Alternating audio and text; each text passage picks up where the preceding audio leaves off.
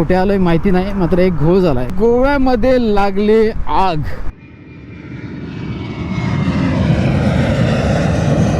नमस्कार मंडळी, स्वागत आहे तुमचं आपल्या अजून एका नवीन व्हिडिओमध्ये. आजच्या या व्हिडिओमध्ये आज आपण चाललो साऊथ गोवामध्ये. बिर्ला यांनी 2023 मध्ये मे महिन्याच्या पहिल्या वीकमध्ये चालू केलेलं श्री राधाकृष्ण टेम्पल बघण्यासाठी.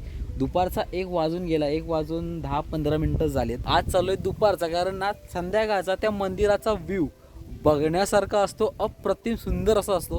त्यामुळेच दुपारचं निघते, संध्याकाळी जाऊन पोचायचं आहे. सो जाऊयात मस्तपैकी मोठं ब्लॉग करत राधाकृष्ण टेम्पल बघण्यासाठी. तसं सांगायचं राहून गेलं ते म्हणजे कणकवलीपासून राधाकृष्ण टेम्पल जे साऊथ गोवामध्ये आहे ते आहे 130 किलोमीटर अंतर. म्हणजे आजचा आपला प्रवास असणार आहे 130 आणि 130 म्हणजेच किती 260. ओके, हर हर महादेव, ओम नमः शिवाय. चला तर मित्रांनो, आज वातावरणाचं मला ना असं खरं वाटत नाही आहे. मध्येच मळबट येते, मध्येच ऊन लागते आणि थंड हवासुद्धा सुटली आहे.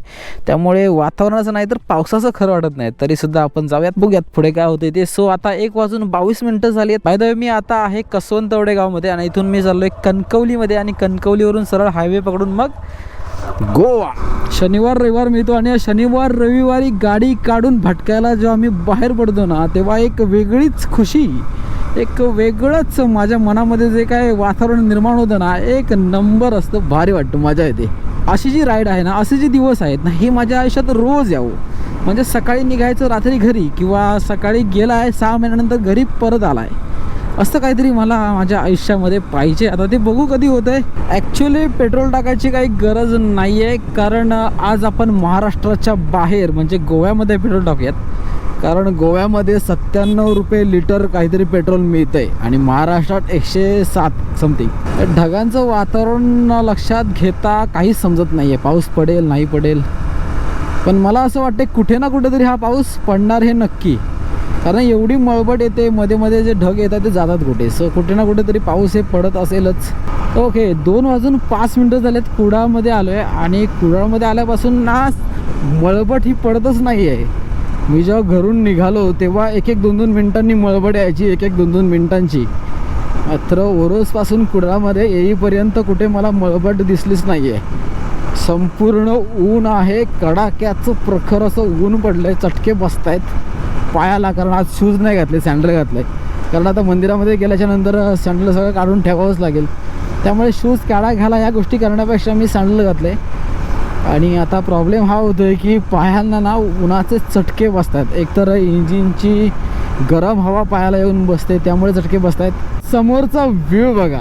आता कॅमेऱ्यामध्ये कितपत दिसते नाही माहिती, मात्र डोळ्यांनी जे दिसते ना, जबरदस्त. असं वाटते ना की गाडीला ना फुल स्पीडमध्ये पळवत न्यावं, मात्र 125 cc काय पळणार ना. मात्र समोरचा व्ह्यू आहे ना, जबरदस्त वाटते. मळबट पडली आहे, त्याच्या पुढे ऊन पडले आणि एकंदरीत जे काय वातावरण झालं आहे ना, जबरदस्त. ओके, 2 वाजून 36 मिनिटं झालेत आणि आता आपण महाराष्ट्रातून गोव्यामध्ये प्रवेश करणार आहोत. इथून पणजी आहे 46 किलोमीटर, मडगाव आहे 88 किलोमीटर, कारवार 147 आणि मंगळुरू 406 किलोमीटर. मला असं वाटतं महाराष्ट्रामध्येच पावसाचं वातावरण झालं आहे. गोव्यामध्ये अजिबात पावसाचं वातावरण नाही आहे. ना कुठे मळबट पडते, ना वरती ढग आले. नुसतं ऊन पडले आणि कडक ऊन लागते, कडक. अक्षरशः ना असं वाटते की पाय आता भाजूनच निघतोय की काय, एवढं कडक ऊन लागतंय. ओके, तर झालं आहे असं 3 वाजून 25 मिनिटं झालेत आणि आता कुठे आलो आहे माहिती नाही, मात्र एक घोळ झाला आहे. घोळ म्हणजे माझे 2 सिम आहेत, तर दोन्ही सिममधलं बॅलन्स एका टायमिंगला संपले. म्हणजे माझं रिचार्ज संपलं आहे आणि हे मला आत्ता समजलं. घरून जेव्हा मी मॅप लावलेला ना, तो मॅप मी वायफायवर लावला, त्यामुळे मला समजलं नाही की रिचार्ज संपलंय नाही संपलंय. ते मॅसेज वगैरे काय मी बघत नाही, तो ऑफलाईनवर मॅप चालत होता. मग अशी थोडा वेळ बसलो आणि तिथे चेक करण्यासाठी म्हणून मी मोबाईल हातात घेतला. चुकून कॅन्सलवर क्लिक झाल्यामुळे मॅप जो लावलेला तो झाला आहे कॅन्सल. आणि आता परत जेव्हा मी मॅप लावायला गेलो तेव्हा समजलं बॅलन्स तर दोन्ही सिममध्ये नाही आहे. तर मित्रांनो, गोव्यामध्ये लागले आग.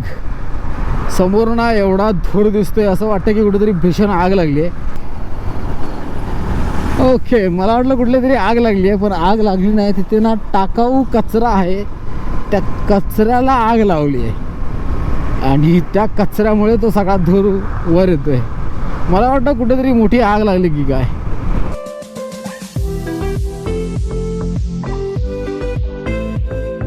चला बावरची बिर्याणी माझ्या कामी आली. मगासपासून ना शोधतोय कुठेतरी वायफाय मिळेल किंवा कोणाचा तरी वायफाय घेईन आणि मॅप लावीन. तर हा स्टॉल मिळाला. या स्टॉलला जो आलो त्याचा वायफाय घेतला, त्याच्याकडे एक चहा, एक कप बिस्लरी घेतली आणि पहिलं रिचार्ज केलं मी, मॅप लावला आणि आता निघालो आहे. सो आता मित्रांनो इथून आपल्याला 30-40 मिनटं प्रवास करायचा आहे, जो की आहे 29 किलोमीटर. म्हणजे आपल्याला ज्या मंदिरामध्ये जायचं आहे, जे की बिर्ला यांचं श्रीकृष्ण मंदिर आहे, त्या मंदिराला जाण्यासाठी इथून आपल्याला 29 किलोमीटर अजून प्रवास करायचा आहे.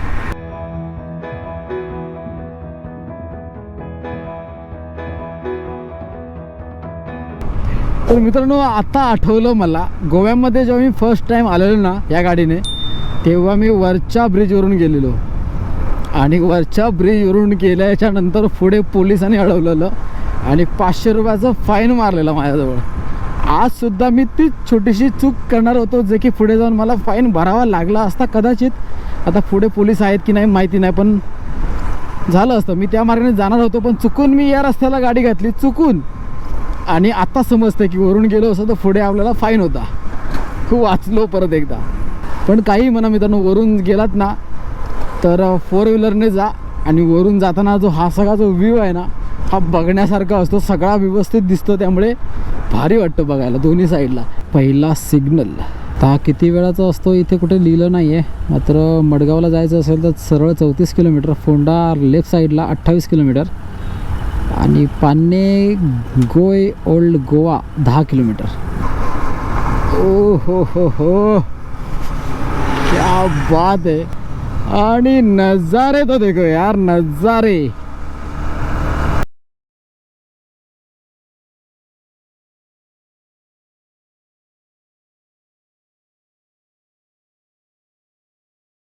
जर चालू केलं नसतं ना तर हे कधी बघितलं असतं मी. बाहेरच्या देशामध्ये आल्यासारखं वाटतं हे सगळं बघून. गाडी इथे पार्क करूयात. समोरचा जो रस्ता दिसतोय या रस्त्याने आलो, पुढे गेलो, मग परत युटर्न मारला आणि इथून या रस्त्याने इथे आलो. आता इथे गाडी पार्क करतो, इथे सगळं सामान काढूयात आणि चलत जाऊन ते मंदिर बघूयात. ओके, तर मित्रांनो ह्या समोरच्या रस्त्याने मी तिथे गेलो, गाडी तिथे पार्क केली, तिथून मग त्याच रस्त्याने मागे आलो आणि इथून हा सीन. आता या खालच्या पायवाटेने तिथे जातो, कारण तिथे आहे मेन गेट आणि तिथून या मंदिराच्या आतमध्ये जाऊयात आणि हा सगळा परिसर बघूयात. 1:15 झालेली तेव्हा मी घरून निघालेलो आणि इथे येऊन पोचलो 4:55. आरामात आलो, सगळे व्ह्यू बघत आलो, सुंदर सुंदर व्ह्यू बघितले. आता मेन व्ह्यू जे आपल्याला बघायचं होतं ना ते आता जाऊन बघूयात. आतमध्ये जाऊन बोलण्यासारखं काहीच नाही आणि भरपूर गर्दी आहे. सो फक्त जास्तीत जास्त सिनेमॅटिक शॉट घेतो आणि तुम्ही ते बघा.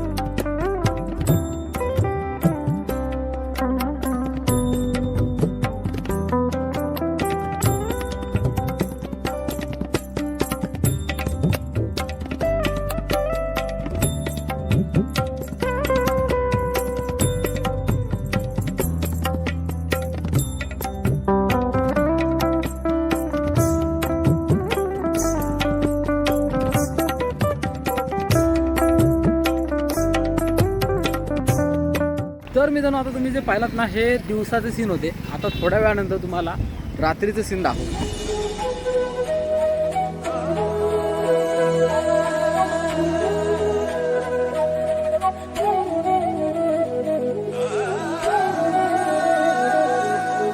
चलो भाई साहब चलो. तर मित्रांनो आता 7:55 झालेत आणि मी चाललोय आता परतीच्या प्रवासाला, म्हणजे आता घरी. संध्याकाळची वाट बघत होतो, कारण संध्याकाळचा हा जो तुम्ही व्ह्यू बघितलात ना, हा व्ह्यू बघण्यासाठी, दाखवण्यासाठी. आणि अजूनही गर्दी वाढते. आज रविवार असल्यामुळे आणि हे मंदिर नव्याने चालू झाल्यामुळे ना इथे गर्दी प्रचंड आहे, प्रचंड. आणि गोव्यातली स्थानिकच गर्दी जास्त आहे. पण मित्रांनो, मंदिर कसं दिसतं, कसं आहे हे तुम्ही बघितलं असाल. पण एक सांगतो, मंदिर बघण्यासारखं आहे. कधी तुम्ही येत असाल ना तर या मंदिराला नक्कीच भेट द्या.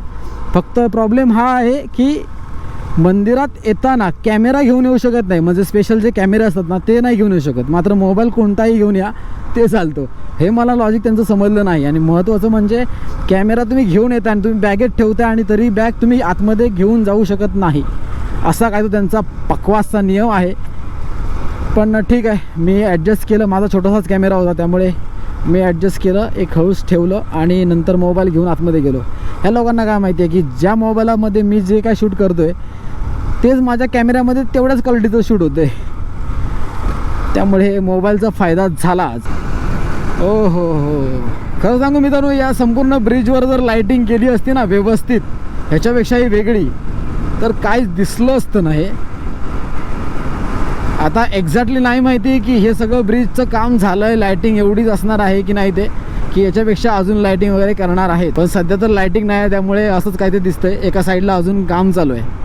मला वाटतं हे सगळं काम झाल्याच्या नंतर ना इथे लाईटिंग वगैरे करतील आणि त्यानंतर हा सगळा बीचचा भाग आहे ना, हा सगळा बघण्यासारखा असेल.